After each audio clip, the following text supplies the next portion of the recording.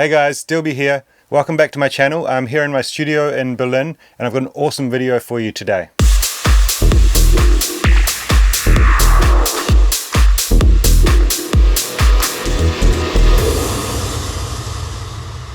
I'm going to walk you through my new track, Time to Move, which came out on Friday on Danny Serrano's label, Serrano's Kitchen. I'm really stoked with the release and happy to be working with Danny. We've had loads of great feedback for the EP from the likes of Mark Knight, Oscar L, Dubfire, loads more, which is really exciting. So today I'll show you through the Ableton project, the final project, and break down all the parts so you can see how the track came together. As a bonus, I also want to give you an opportunity to download the project file so you can kind of go through it in your own time and have a little bit more of a look in detail at all the parts, how I've put it together. To get that, all you've got to do is buy a copy of the track Time to Move on Beatport and then DM me on Instagram with a screenshot of your purchase confirmation. My Instagram is @DilbyDJ.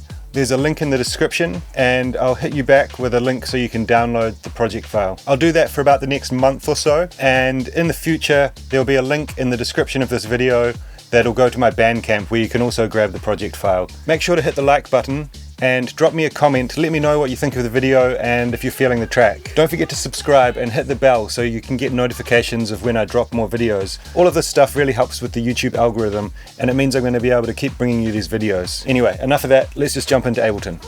Okay, so here we are inside the mixing project. This is the final project where I exported the pre-master for my new track Time to Move. Okay, so let's have a little listen to what we're working with.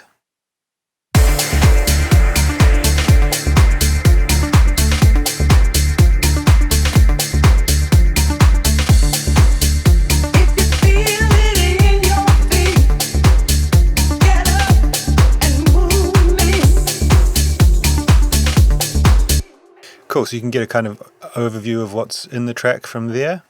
This track, I kind of built it around the groove. I wrote the groove and then figured out how to fit the vocal into the track. So let's talk about the groove first.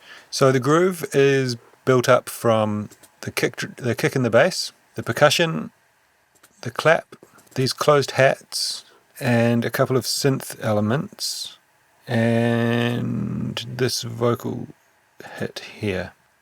So all that together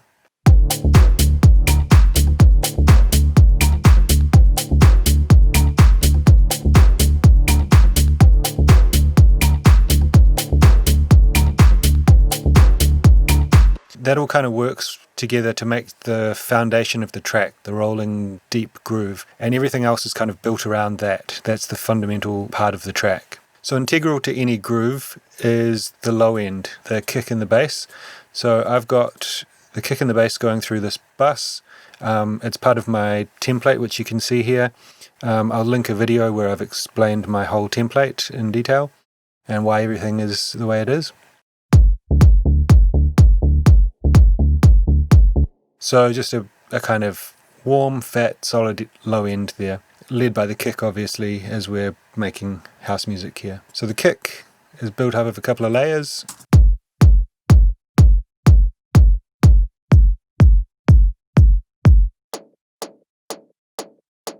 So we've got a deep kind of subby layer and a little clicky top layer, which helps the kick to cut through the mix. Bass, pretty simple.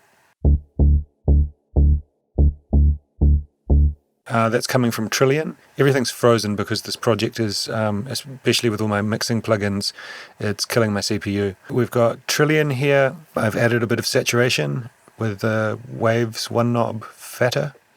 I'm just rolling out a little bit of low end, 25 Hertz, EQing away the very tops, and a little dip here, which is at the fundamental frequency of the kick. And I've got a corresponding dip peak here, which just helps them to sit together nicely. And looks like on the kick I've EQ'd out a tiny little bit of mud. I've got an LFO tool, I'm sidechaining it, and then this rack just cuts out the low frequencies in the breaks. Here's what the MIDI looks like. Super simple, just playing a pretty standard house groove on the root note of the track. In this track, like the bass is really just kind of underpinning the groove and pushing things along. So now we're going to talk about the drums. I've got a couple of layers of claps here.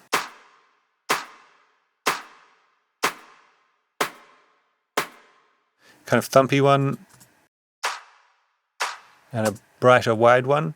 They're sitting in different frequencies and in different places in the panorama, so they're complementing each other and working well together to make up the full sound. Hats.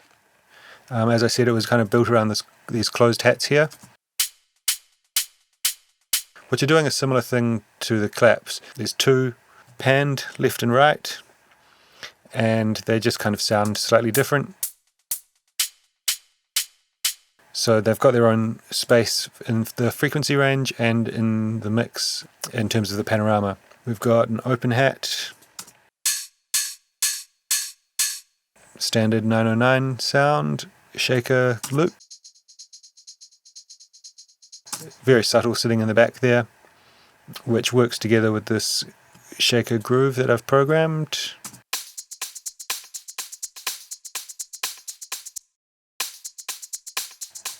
We've got this tambourine loop,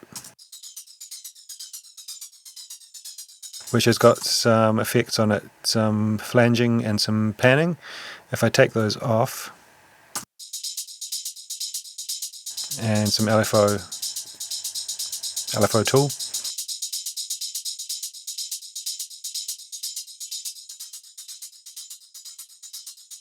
So by adding those plugins in, it takes a pretty bog standard sounding tambourine loop and turns it into something that's a bit more unique and characterful. The other element we've got in here is this top loop. So I think the reason why I've chosen to use this is for those kind of flammed snare hits. I'll play the groove without it and then turn it on.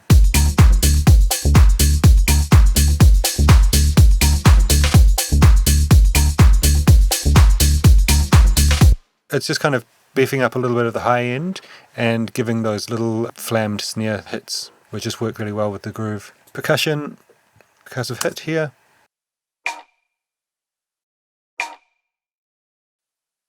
That looks like I've probably played that in on Machine or something, and then at the time I think when I made this I was using Machina quite a lot.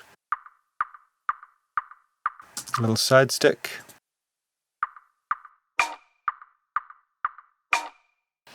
And we've got some congas.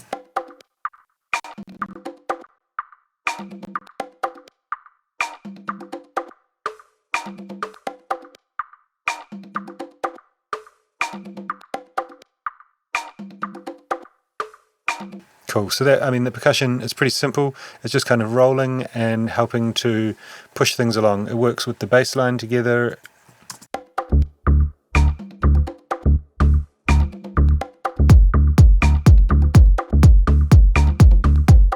So the point of these drums, you know, they're not complicated.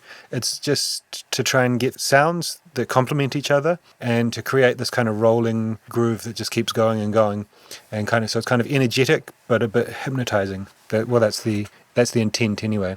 Okay, so let's have a look at the melodic elements of the track. First of all, we've got this little chord stair.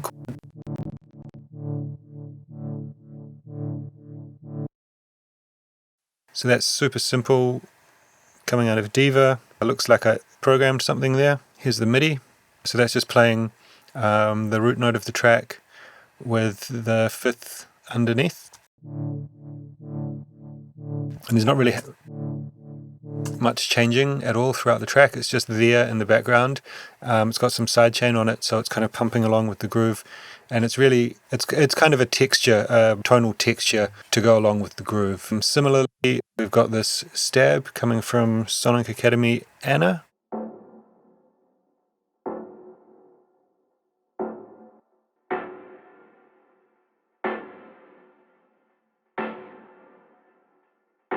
So that's just got some filter automation on it throughout the track.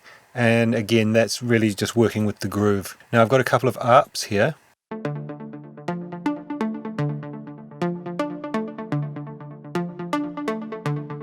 So just a kind of simple, again, hypnotic kind of pattern happening there. And that's paired with another ARP, which plays the same same pattern, sorry.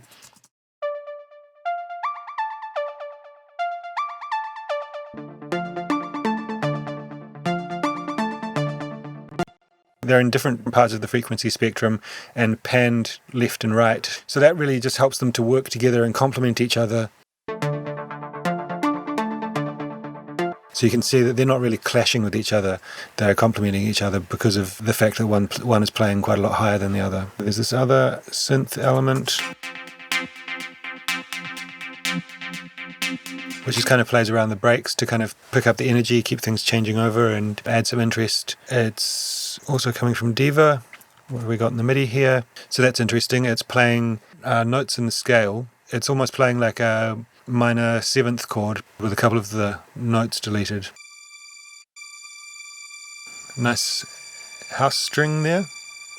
Got to have one in every track, apparently. The rule.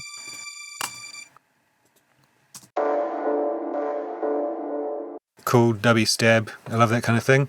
I'm pretty sure I found this when I was looking for some effects sounds, and I was just like, love it, works with the track in the right key, so let's just throw it in. So that's the melodic elements. All really simple stuff, but they work together well.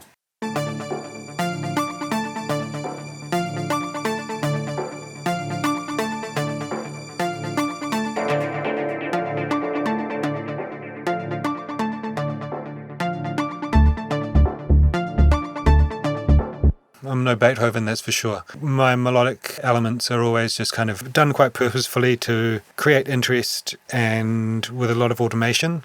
And I kind of choose sounds, or I try to choose sounds that complement each other. Now, moving on to the vocals. First of all, I'll show you we've got this looped vocal, which is just a part of this, a little section of this main vocal,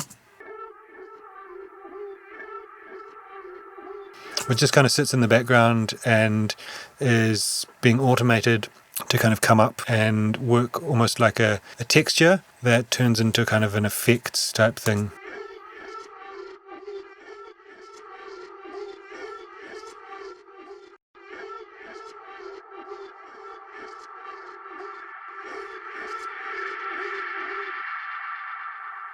And we've just got this vocal hit here, which I showed you before.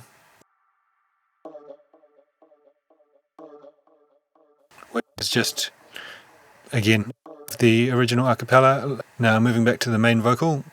If you feel it in your feet. So let's see if I can unfreeze this without everything going crazy. So I've got quite a lot of processing on here. So a bit of saturation just to kind of warm it up. A little bit of compression. A lot more compression. All of those compressors are quite subtle, so they're just kind of leveling out the vocal a bit, helping to bring it up in the mix. So I'll turn off all of these plugins and we can see what's happening. If you feel it in your feet. Now, compression and saturation on. If you feel it in your feet. So that just kind of really brings it up a lot more up front. And then I've got some de-essing because that's brought up the sibilance a bit. If you feel it in your feet. Smooths out those Fs and S sounds. Now I've got some EQ here, which is kind of interesting. As when you hear it in isolation from the rest of the track, it actually kind of sounds like it makes it worse, to be honest. If you feel it in your feet. So to my ears, that actually makes the vocal sound a bit harsh, but in the mix, it works. If you feel it in your if you feel it in your feet. So that helps it to kind of pop out of the mix. I've got a delay here, just helping it to kind of sit in there. If you feel it in your feet. Bit more EQ. If you feel it in. Just a low cut. If you feel it in your feet. And a micro shift, which is a chorus plugin, which just kind of really helps to bed vocals into a track and make them sit nicely. If you feel it in your feet. So that kind of smooths out a bit of the harshness created by the EQ. Let's hear it with and without these plugins in the mix. If you feel it in your feet. Get up. And if you feel it in your feet. Get up and move it. So you can see that really helps all those plugins work together, to bring the vocal up and make it feel like it's part of the track rather than sitting on top. Next up, effects, crash, noise, kind of a cool little panning filter sound, a couple of risers,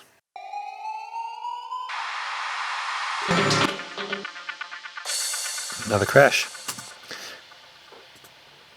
There's a lot of automation going on in the track, the elements, and these simple effects are really just to kind of help to accentuate some of the, like on the drop and things like that.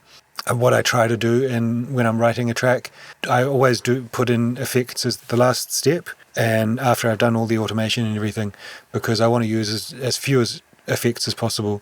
I'd rather use the elements of the track to create that tension and release, and just have some subtle effects to help to kind of emphasize those points. So yeah, I hope that was helpful. That was the breakdown of the track.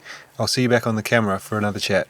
Alright, so I hope you enjoyed that as much as I did making it. The track was super fun to make, and I had such a great reaction when I put it in my sets over summer. So if you want to grab the project file, drop me a message on IG with a screenshot showing that you bought the track on Beatport, and I'll hit you back with a download link. You might want to follow me while you're there.